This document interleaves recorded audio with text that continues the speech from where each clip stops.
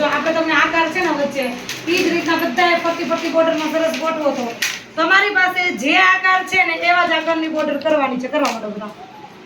જો સરસથી બધાએ એ કરો. ચાલો ધ્રુવભાઈ વ્યવસ્થિત ગોઠવો પણ આ લાઈનમાં. જેવો આકાર છે એવી બોર્ડર બનાવો. કૃષ્ણપાલ વ્યવસ્થિત બેટા બોર્ડર જો અહીંયા. પછી જો હવે હું તમે છે ને બોર્ડર ગોઠવાઈ જાય ને જો હવે અહીંયા અમને બોર્ડર ગોઠવી છે તો આ કેવો છે આકાર જો લંબચોરસ. કયો? હવે આ કૃષ્ણપાલની પાસે કેવો આકાર છે જોવો તો ચોરસ.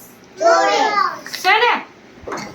હા હવે પરી પાસે કેવો આકાર છે ત્રિકોણ. ત્રિકોણ છે ને? પછી આ ક્રિશા પાસે કેવો આકાર છે એને કેવો આકાર બનાવ્યો ચોરસ. તો પછી અહીંયા કેવો આકાર છે જોવો તો હવે જોવો તો કેવો આકાર છે ગોળ. બોલો બધા.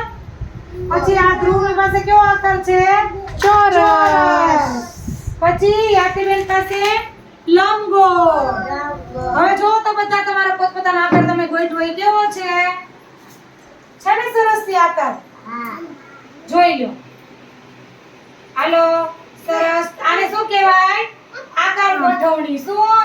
આકાર ગોઠવણી. ચાલો સરસ તાળી પાડો બધા.